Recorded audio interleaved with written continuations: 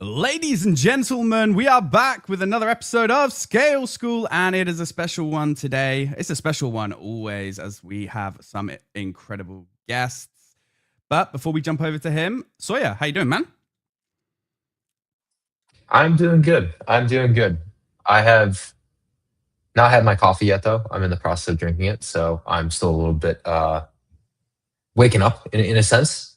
But we've had a really good really good 24 hours to start the week. Mm. We've launched doc updates. There's multiple new SDKs we released last week. New one coming today for a plugin for Therameter, most likely. And we've got a new release coming soon, Oh, tell me and more. may or may not have something to do with confidential privacy actions on chain, right? Being able to do some cool stuff there, which probably aligns quite well with the most exciting thing that's happened to me personally this week, which is getting joined by Justin. Because we don't get to talk that much these days. We're both way too busy. But every time we do, it's a very illuminating conversation for me. I feel like he teaches me more in like 10 minutes than I learn in a whole month. So we, you don't know Justin, we'll let him introduce himself, but you're in for a treat today. 100%. I Justin, why don't appreciate you you give us a blazing. intro? Yeah, Justin, been around for a long time. If you don't know me, started a company in 2020 in DeFi. We started managing hundreds of millions / billions in 2021 to 2022. Got pretty wrecked by the credit crisis in 2022, post Luna, 3AC, Genesis, whatever, and decided, hey, we're just going to reinvest into the business, and started incubating what later became the first agentic wallet and framework for crypto. So in 2022, 2023, we were way too early to the game, frankly, but we were whipping around AI agents that were trading and managing DeFi portfolios, et cetera, using our stack that was called Moon. And we worked with Scale way back in the day on Moon stuff with a couple other early AI agent teams. And that's how we got to know each other. And, since that time, our work in DeFi has kind of slowed down to now close to zero. And our work in AI has been ramping up quite a bit. And now we're launching our AI lab called UV. And we're doing a lot of awesome stuff. We trained a hyperliquid LLM. We're training some really cool vision models for finance. We're scaling up a lot of our work, and all of it is centered around the data that we generate on our trading platform. So quite a bit. We've been around for quite a while. If you've never heard of me, and yet, we've got infinite things to talk about. So I'll let you guys kind of lead the way, and I'll try to add some color where I can. 100%, 100%. And, you did my favorite pun, scaling. But, let's jump into let's jump into everything here. Obviously, massive buzz. So many people talking about AI agents, how to make money with them, trading, running financial workflows. I guess the big question here is, and I'm not sure from you guys, but I have always, whenever I've seen somebody talk about it, 2 days later, they say, my AI agent has just put all my money into a honeypot, right? So is this real, or are we too early? Are we overhyping it? Where are we? Yeah, I mean, it really has everything to do with the harness. So when you think about an AI agent, there are two parts. There's the model, which is providing the engine, the intelligence, and then there's the harness, which is like the middleware, which is taking that intelligence and shaping it into something useful. And the harness is oftentimes much larger, and developing the harness is a much bigger effort in a lot of ways than developing the model. We've been working on our harness for 3-4 years now.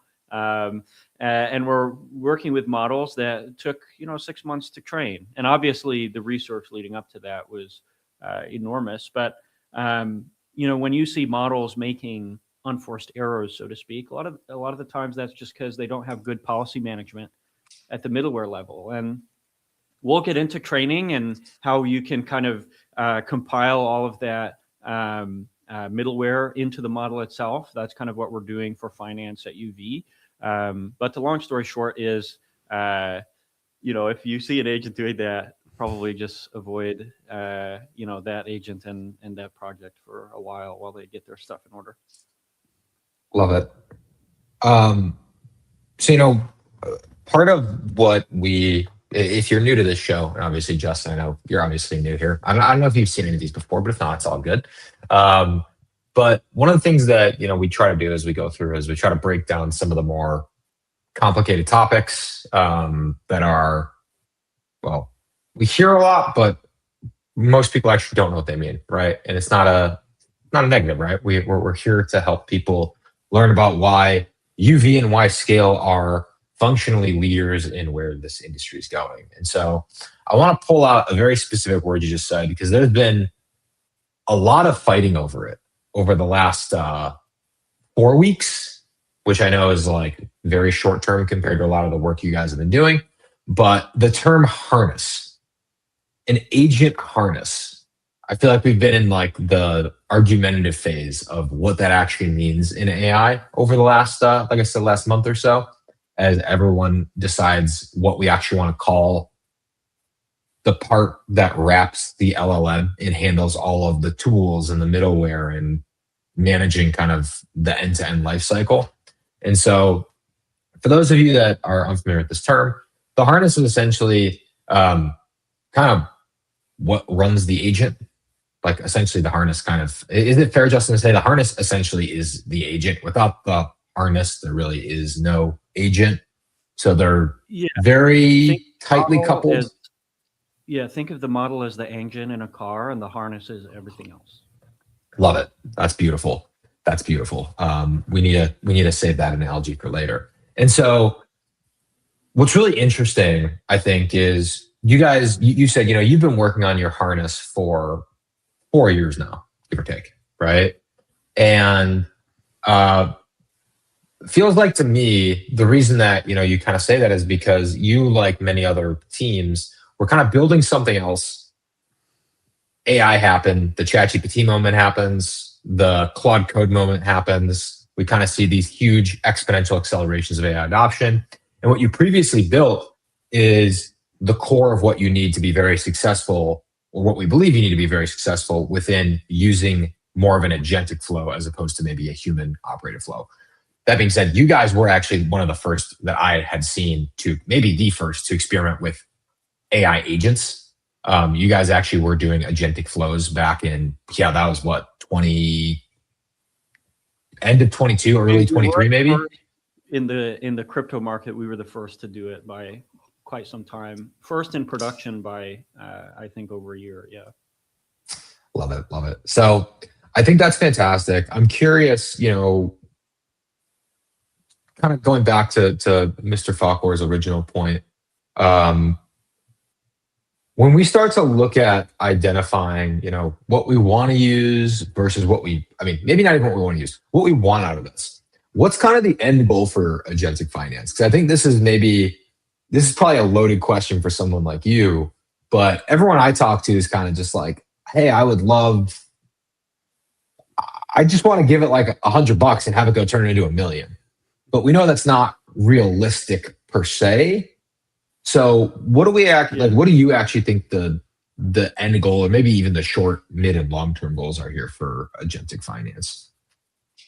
Yeah, so right now, objectively speaking, if you can lump finance into everything besides execution, and then execution being, hey, I sent money to a broker, their trading desk is using HFT techniques to execute my trade optimally. The goal is to replace everything up to the execution level, and then maybe even also eat up part of the execution level. And I think something really interesting that hit the wire recently was Jane Street led a $500 million investment into a lab specializing in low latency, high throughput LLM chips. And that's like a very strong signal, being like, hey, maybe HFT firms are thinking about LLMs for getting closer to execution. You know, and so, you know, if you think of, and I'm using the same wire metaphor, but differently, not the news wire. If you think of the wire as in, you know, the New York Stock Exchange wires, or the financial system, you know, we have mountains of infrastructure sitting on top. And the goal is, you know, to get these LLMs as close as humanly possible and as fast as humanly possible, so that they can make these decisions at an incredible pace, process data and information at an incredible pace, and operate in the financial markets really effectively. So just think of like the whole TAM of finance, you know, minus, you know, niches where LLMs really aren't going to be able to perform. We own that. And then on the execution layer, these LLMs can write the algorithms, write the code, et cetera, to operate. And so obviously there's like a hardware element with like FGPA circuits and other things.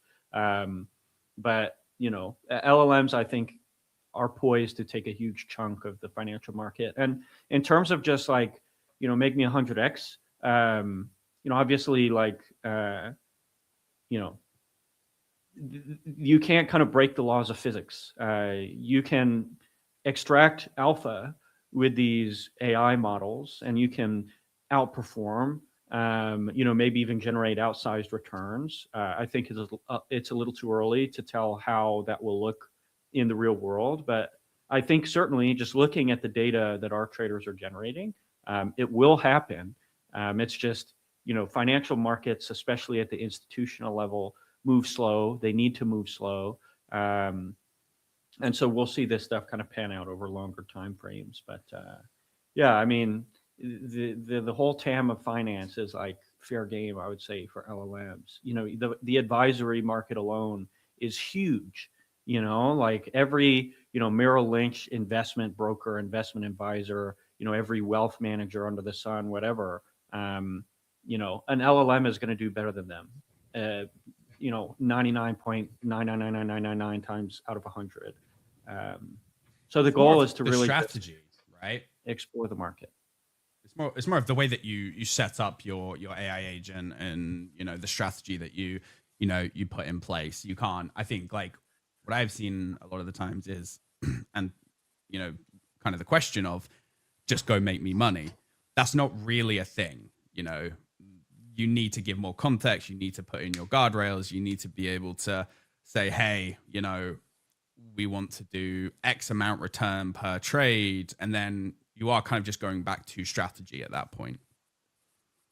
Yeah. I mean, it like intent solving is a big part of, you know, the LLM experience. You know, you can go onto our platform, Codex, cod3x.org, and say, go make me money.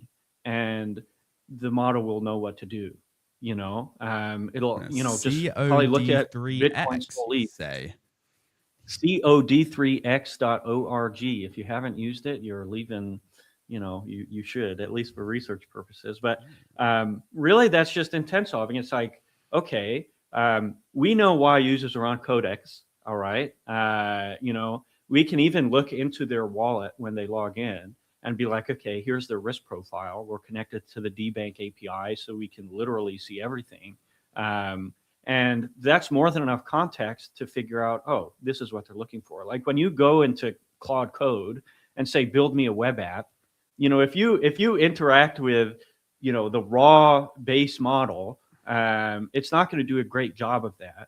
But the fact Claude Code is a harness with 500,000 lines of code designed to help take you from 0 to 100, you know, it'll be able to do that no problem. And so, like, I would say as well, like the more information you give, the more context, the more strategy you can help, the better a result you'll get. And so it's really like, it's kind of a spectrum. It's like intent solving helps take you from the face roll input to an output that is kind of similar-ish to what you're looking for. But if you give it really precise inputs, then it's going to give you really great outputs. And so our most successful traders on Codex are doing really insane prompt engineering, and we have a system whereby you can trigger runs with other runs, and you can link contexts together across runs, and everything runs on a prop trading engine, so the automation is really granular and crazy. And so we have people creating these cathedrals of analysis and execution logic that if you were to do that as a software engineer, as a quant fund, it would take you months or even years to get running consistently, and you can do it on Codex in 30 minutes to an hour and a few iterations. So that's the goal of any harness, whether it be Claude Code for programming, whether it be Codex for trading. We're built on Hyperliquid, it's just perps, or Harvey for law. It's all of it is just a harness directing that energy toward the use case. There's so much to unpack there. That was fantastic.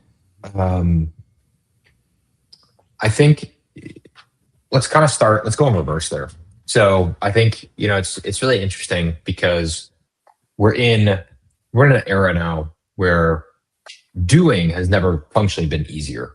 If you're willing to pay for, a cheap coding plan, you can do things that to the average individual were functionally impossible about 3.5 months ago. I lied. We're about to go into April, 4.5 months ago.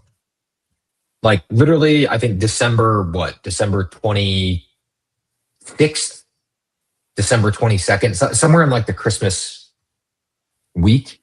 I feel like there was some trigger where I don't know, Anthropic did something and Claude Code just went 0 to 100, and all of a sudden stuff just started working.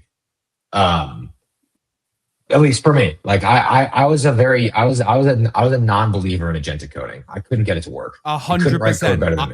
I can attest to this because I actually went back in our messages 10 minutes ago, looking for you bitching about AI, and it's just all of this, and I'm I converted. Yeah, it's just there's just this period. I mean, again, it worked. The autocomplete and stuff from Cursor, was working, but the ability to basically just be I need this, go figure it out, didn't, for me at least, and for a lot of other people, I think, click until kind of that end of December, early January moment. And that seems to have been this launch period, which kind of, as we step back into what you just walked through, there's so many. One of the hardest things about AI specifically is there's too much for one person to keep up with. And so the things we'll talk about are probably irrelevant to many people and maybe really relevant for some. But before we started the live stream, you said something really interesting, which is that can I share the thing about the benchmarks? Oh yeah, sure. Cool. So you had mentioned that you're working on some benchmarks. You guys at UV, you've trained and fine-tuned your own Hyperliquid LLM, which is, from what I can tell, it's a smaller model that you guys have taken about 6,000, if I remember the number correctly from the article. You have about 6,000 examples of trading in there. And you're finding that gives just the average trader a little bit more accuracy, right? You start to see that compound and improve. Maybe it doesn't have the breadth of intelligence, but for maybe the specific trading, you start to see improvements. And then tack that on, and I'll let you kind of brain dump on us. You had also mentioned that in your benchmarks, you're seeing in many cases Anthropic's Haiku model outperform Opus. And so this is something that I've flip-flopped back and forth on a lot over the last year and a half, ever since you and I talked. And I said, hey, I'm really interested in fine-tuning small models for specific purposes. And your response to me last time we talked was, small models suck. Just throw bigger models at it. And so clearly at some point, right, you obviously not necessarily had a change of heart, but you started to see a different opportunity. And so I'm just curious what's kind of, where that's come from and how that's impacted your ability to serve these capabilities out to your users, and ultimately what the downstream impact is for others building in agentic finance. Well, I will still preface this by saying I remain a big model maxi. And there is this very tiny paper article by Rich Sutton from March 2019 called The Bitter Lesson. And the bitter lesson is kind of like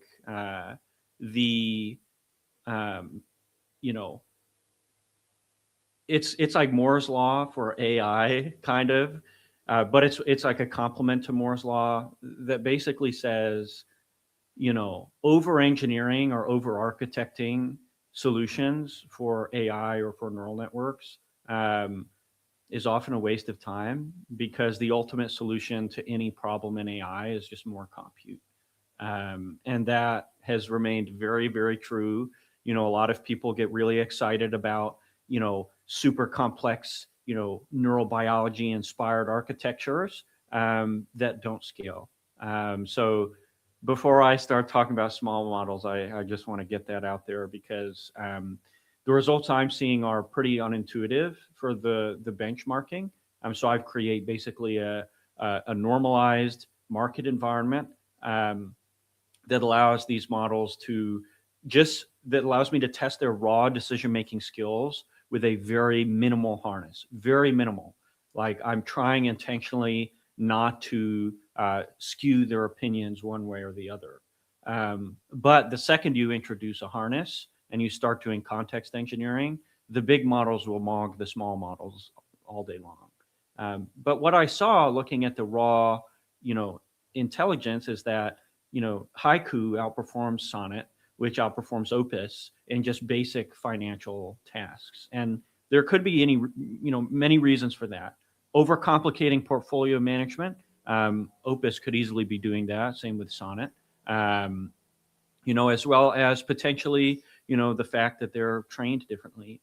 Opus is the Claude Code model. When you're talking about the, Opus 4.5 moment, where, a lot of people attribute to takeoff beginning, being like, the route toward, hyperscaling this automated research, automated growth. The reason Opus 4.5 was so good is because Claude figured out how to scale their RL in Claude Code. And obviously, like, they're not saying that explicitly. Like, you can see some of the research coming out at the time, but basically the most powerful tool right now for training models is reinforcement learning. And so, given all of this, I believe that our team is going to be able to scale up our Hyperliquid LLM to outperform Sonnet, which we use in our harness.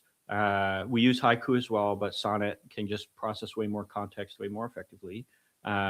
We believe we can, at a much smaller scale, outperform these really huge models using domain adaptation. And the 6,000 data pieces, very few of them were for training. And so, I'm doing LoRA, which is low rank adaptation of a model. So basically you're adding a layer of addition on top of the transformer that just shifts stuff over a little bit. And when you're doing LoRA, there's this, concept called rank, which is essentially like how much you're messing with the model every time it processes a piece of data. And when you're doing like some pretty extreme domain adaptation, you want it to change a lot. And so you can make pretty big changes if your rank is fairly high. And if your rank is too high, you might overfit. And so you don't want to show it too much data. You want it to develop an intuition. And a lot of that just comes with like masterfully curating data set. And what we did with HyperLLM 4B was super simple.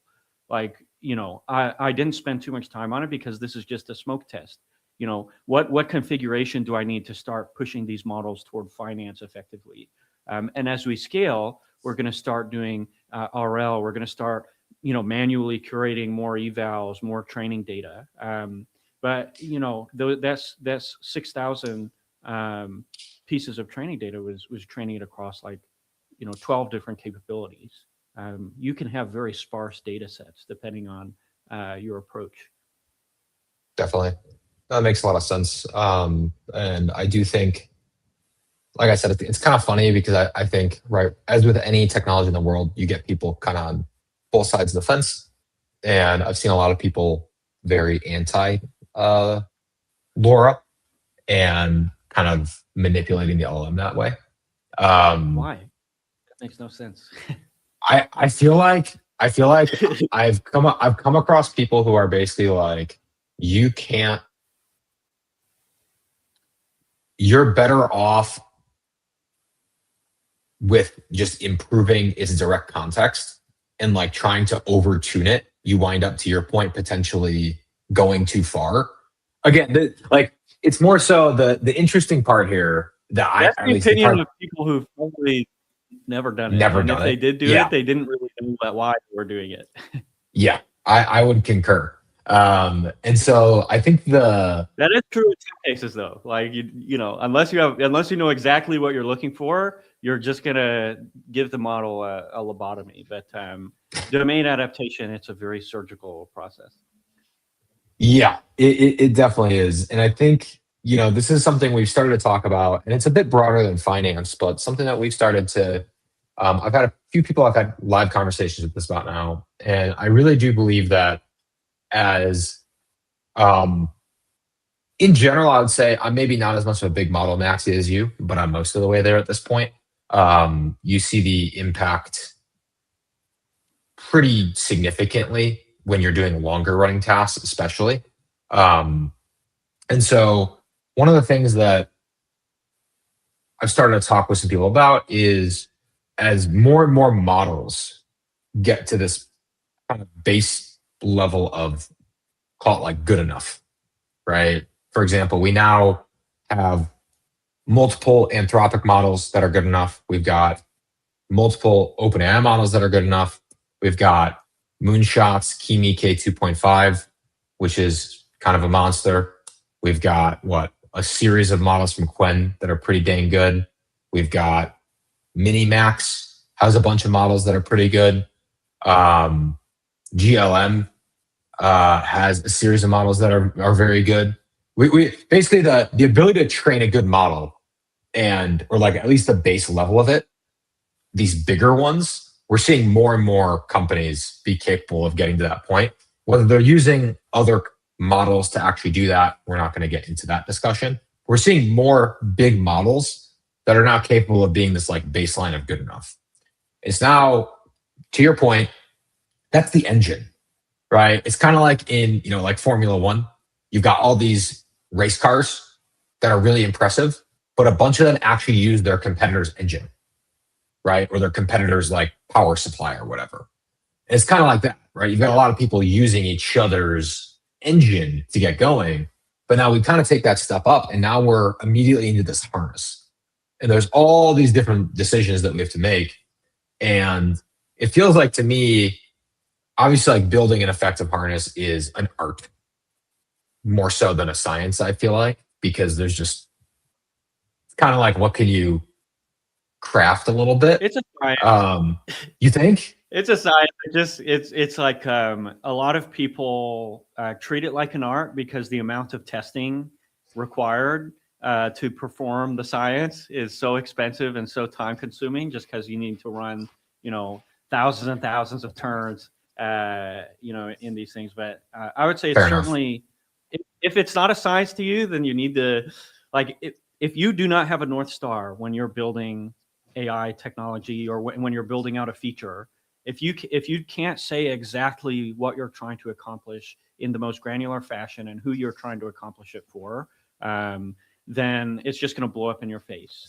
because you need clean, verifiable rewards at every level. It's not just about doing RL. It's about, even just directing the model, because when you add context, you're effectively changing the framing of everything in the same way you might during training. And so, you need to have the same mindset being, okay, like, this, you need to be doing, there's this, I'm trying not to say this too much because it's what real researchers use. And I'm more of like a cringe unk manager type guy.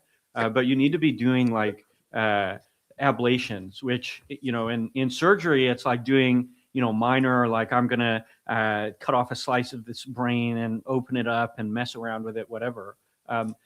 A lot of people are like, hey, that's for the researcher. I'm just building an app. I don't need to do that.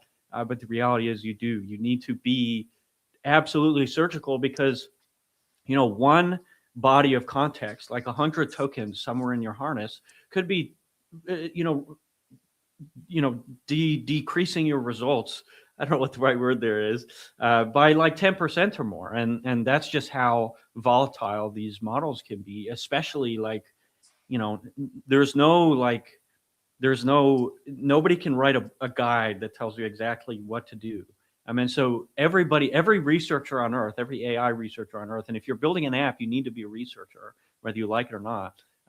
All they're doing is experimenting and testing and seeing what works and what doesn't, and trying to break things and trying to improve things, whatever. It's just a very it's like we've created this huge alien that is like, as big as a skyscraper. And now you just need to hire all these guys to be, vivisecting it, trying to figure out how the hell it works, how to, change its behavior, whatever.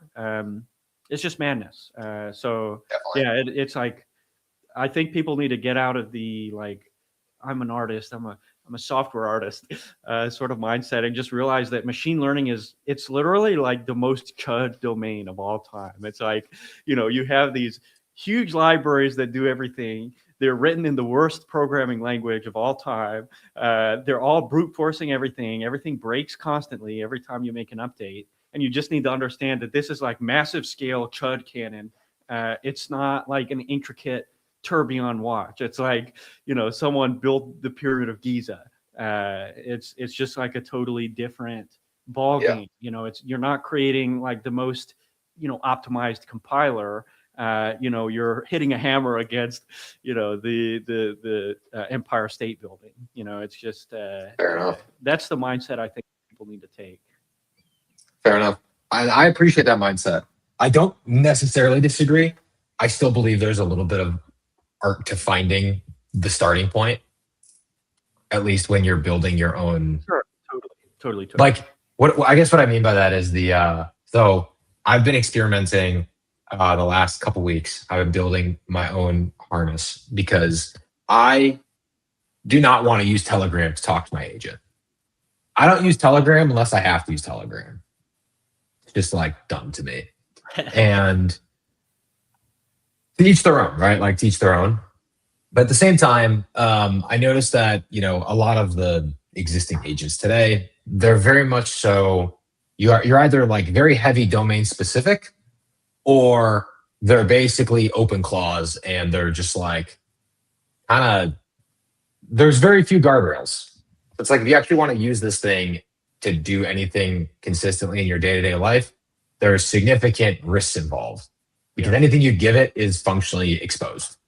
You just can't, especially with, in the last 24 hours, we've had some of the biggest supply chain attacks ever to our Pyramid of Giza. Our building blocks in building code are just getting kind of wrecked by malicious actors. If you didn't see that, don't do npm install for the next like 38 hours. But that being said, the reason I bring it up is I did it yesterday. Am I okay? I'll tell you what to do in a few minutes. It's probably too late anyways. But anyways, the reason I bring it up is that I think, I was talking with a bunch of people, and this conversation kept coming up of, why do developers keep building their own agents? We have all these great harnesses. We have all these great tools. Why do we keep building our own agents? And I think it comes down to, we're all after the perfect thing for ourselves. And that's one of the things that makes AI so exciting is we all see it differently. And so that's where I think that little bit of the art comes in, is it's creating your own masterpiece. But then to your point, actually making it happen is 1,000%. Yeah. There's a method to that madness, and that is quite literally just running it in circles. I think like anytime there's a huge growth spurt, like something like OpenClaw, or in late 2024, early 2025, it was like, ELIZA virtuals. In 2023, 2024, it was Tau. Whenever something pops off, like people get inspired, and they think, hey, I can fork this and make it better. I can do this, that, the other. And then, eventually they realize, they've been given this, huge book, and they're just writing these small sentences. And, to actually structurally change the content of the book requires an enormous amount of time and effort. And to give you an idea, we've been building our harness for longer than Claude Code has been building theirs. Claude Code it just got leaked, the code base this morning. It's 500,000 lines of code. Ours to do secure agentic finance is 1.5 million. And I don't think lines of code is a good measure of anything. But I'm saying like this is like a very carefully implemented 1.5 million, and something like Twitter, probably like 5 to 10 million or more, something like Atlassian, probably beyond the pale. But I think like, these harnesses, this is going to be where most of the work gets done and the code gets written. And if you want to take something like OpenClaw, which is like, frankly, a total slop cannon, if like the domain specific ones, you think of it like a railgun. Like the goal is to just penetrate as far and as deep into a domain as humanly possible, given the technology. And you can keep upgrading the engine as new models come out, and drill deeper, and maybe even like expand capabilities. But something like OpenClaw, it's like, because it's so broad and vast, there is like any given domain, like pointing it at any given domain, there's probably not a lot of work that has been domain specific work that's been done. So, you can find success for a little while, and then suddenly everything else starts becoming technical debt. And suddenly you realize, oh, I would have been better starting off on my own. And some people are now starting off on their own, and they're realizing, oh, like after a few 100,000 lines of code, it's kind of unmaintainable, and they're vibe coding it all. Like we hand wrote a grand majority of our harness, and we could not have gotten to where we are today if we hadn't. Like we very lucky, very fortunate that we were forced to build this before, the apex of generative coding. And so it's just like everybody thinks stuff is easy now, but stuff is not easy. It's just bigger, badder, better. And so getting to like what was cool 5 years ago is easy, but getting to what's cool now is like a tremendous Herculean effort. And nothing ever changes. It's like the tides are rising everywhere at once. It's not like you have, you're some special genius who's, the only one whose tide is rising. It's like everybody is building. And so standards are changing. Stuff that was cool 5 years ago is table stakes now. A junior engineer is, writing the kernels, and the seniors are, trying to conquer the world. But yeah, it's just like, I think fundamentally, like AI is so hype driven, and it's so electric when you're in the terminal and when you're creating, especially like, I've been more of a manager for the past handful of years. So I'm getting, in November when 4.5 dropped, I started getting into to using Claude Code, and stuff that I wouldn't have had time to do normally, I'm now able to do. And so, I'm doing research, I'm doing smoke tests, I'm, taking on the role of architect, whatever, for all this stuff. But I'm the dumbest guy on the team. You know, it's like I'm doing a lot of stuff, but it's just it's so big. Like it's so big that I don't know. It's just not, stuff isn't easy, I don't think it's ever going to be easy, and I think it's only going to get harder, frankly. Which it is what it is. Agree. It's the era where I've been saying this a lot. There's building like really small demos is easier than ever. Yeah. Building SaaS is easier than ever, within like to a certain extent. But actually building AI is harder than building SaaS by hand ever was. Yeah, because it will remain that way. SaaS has always been relatively easy to build, and the reason these huge SaaS companies have customers is not because of their technology. It's because of their distribution, it's because of their integrations, it's because they were early. It's because their moat is not the tech. Very rarely is their moat the tech. You can't patent most of this stuff, and if you do, there are plenty of alternative solutions in software.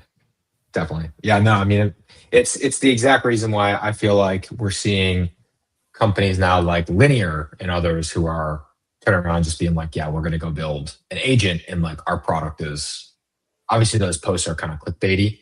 Same thing I think with AMP, but like realistically is like they have to go a direction where it's not something you can just like build in a few hours yourself. Nobody is serious yet. Like the especially in crypto AI, it's like we've got like nobody even knows what's up. Like the fact that people are arguing about harness nomenclature in crypto AI. It's like we had this argument like 1.5, 2 years ago in regular AI world.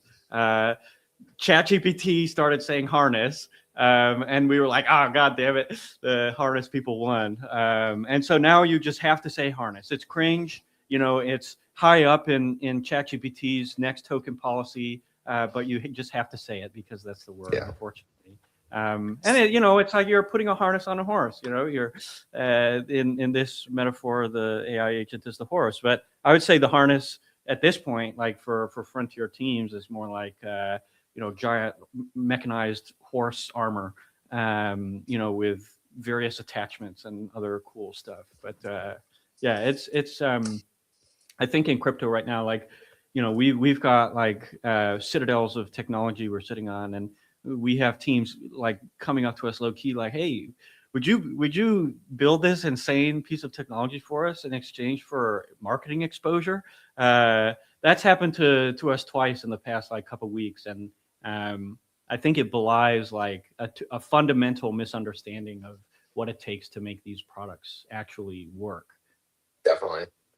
Okay, so we've had a fantastic conversation up to this point. I know we don't have too much time left, and so I want to make sure we double click into a couple things briefly, which are the other half of agentic finance.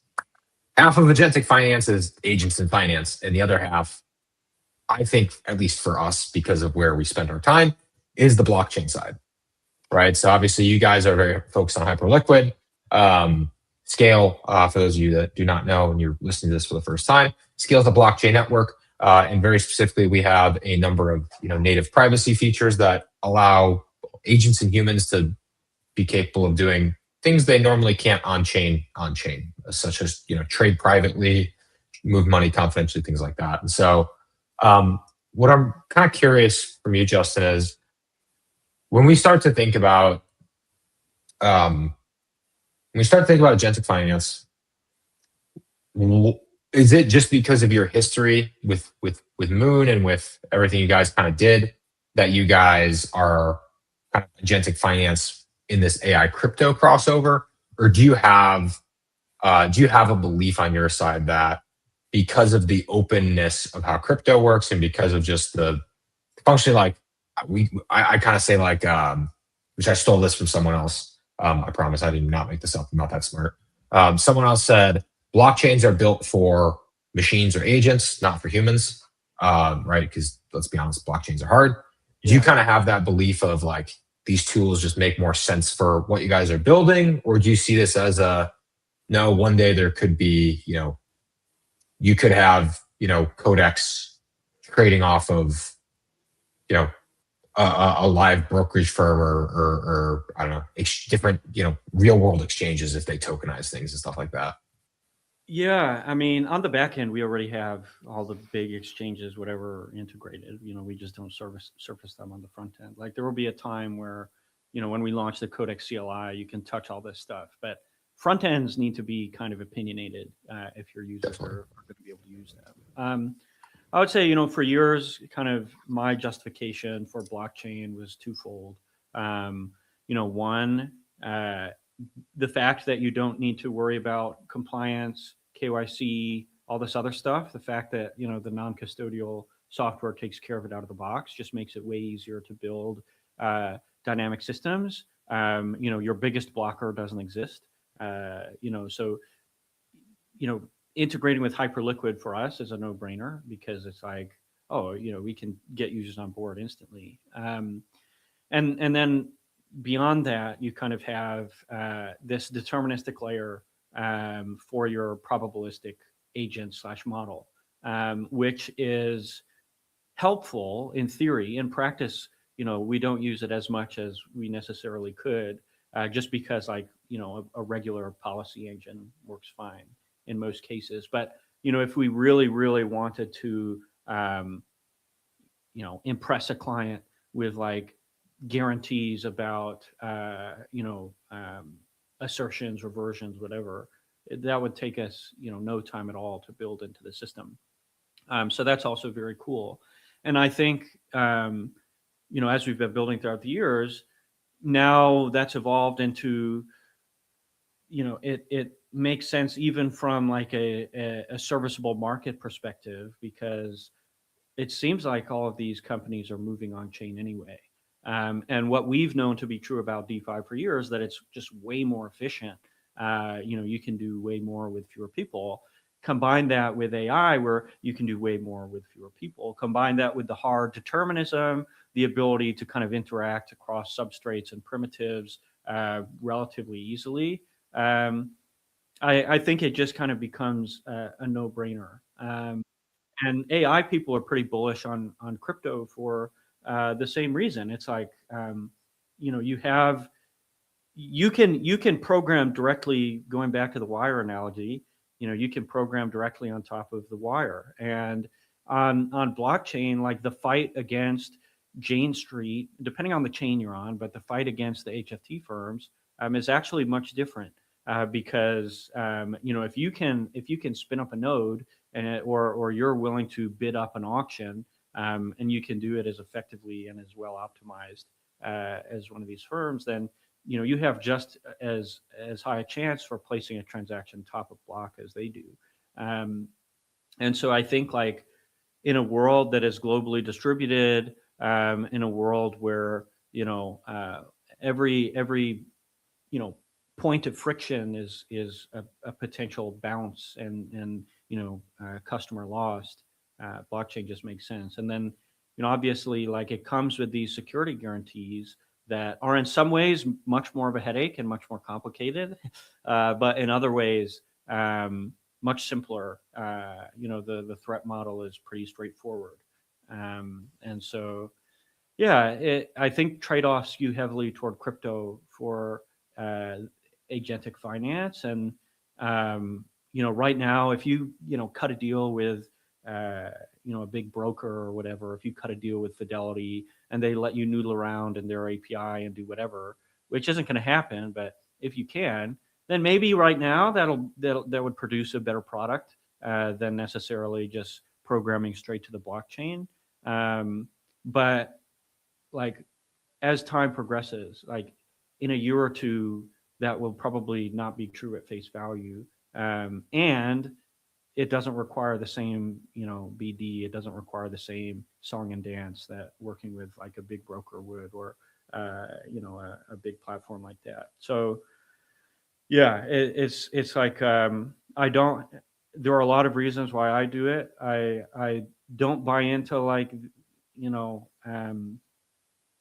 I try to stay pragmatic about it, I guess is what I'm trying to say. And it's just like blockchain just makes sense for us. And a lot of that is because we already know how to build on the blockchain. And yeah, so very biased. It's very valid. I mean, I think, one of the, again, kind of coming back to this AI crypto crossover, something we're definitely seeing, or at least I feel like I'm seeing a lot of, because I'm very much I build developer tools, right? Like I enjoy doing it. And so I spend a lot of time building SDKs and CLIs and things like that. And one of the things that I'm noticing as I'm building more agents and agentic processes is using legacy platforms, using just existing software kind of just sucks. Right? Probably best example right now, I think, is probably GitHub or just like Git, right? Not just GitHub, but Git in general is not very efficient for agentic coding. It's now, we've seen 2 companies in the past 3 months raise 85 million to solve different ways of interacting with their, agents interacting with code. We've got half a dozen companies, a dozen companies building specifically new ways to use the browser, because spinning up a Chromium instance and trying to peruse that is really freaking inefficient, right? Now you've got sandbox primitives because normal serverless in 9 out of 10 cases doesn't give you enough functionality, right? You got all these layers, and the end result is we're rebuilding. We're functionally rebuilding all these things. And so I think kind of putting blockchain in that perspective, to me, it feels like you're saying very clearly, traditional trading surfaces and platforms just don't necessarily have the freedom or capabilities to actually do that. Compliance aside, I think compliance is a bigger topic, right? And I do think for a lot of these people coming on chain, they ultimately will, at a point, need some level of probably KYC, KYB, stuff like that, just because I don't think they can just turn around and bypass all that because they're on chain. But I do think the programmability of the blockchain, to your point, and getting close to that execution engine makes a lot of sense. But I know you've got a hard stop here in just a couple of minutes. So I will hand this over to Mr. Falcor to kind of wrap us up. If there's any final questions. No final questions. I mean, Justin, anything you any final words you want to give to the people? Yeah, I mean, I guess keep reading and trying to understand this stuff better. It's critically important that you gain these skills over the next few years. Otherwise, you will be less valuable in the job market, which is never fun. So just bite the bullet, sit down, learn how to use Claude Code or Claude Cowork, depending on how you work and whether you're on the engineering floor or the business floor. And then I would say, if you're interested, try out Codex, cod3x.org. You can follow it on Twitter, cod3x.org. And then if you're interested in our research, just x.com/UV, 2 letters, super simple. And we're going to be publishing there all of our wins, all of our mistakes, whatever. So if you're interested in financial AI, then probably no better place to follow. 100%. Amazing. Justin, thank you so much for joining us, dropping the wisdom. Been super fun. Learned a lot. Yeah, thanks a lot, fellas. I'm going to run to this meeting, and I've been chugging energy drinks, so I have something to do beforehand. But I'm sure I'll see you all soon. Bye-bye. Awesome. Thanks, Shelton. Thank you, everyone, so much for tuning in and joining us. Make sure to come with us again next week.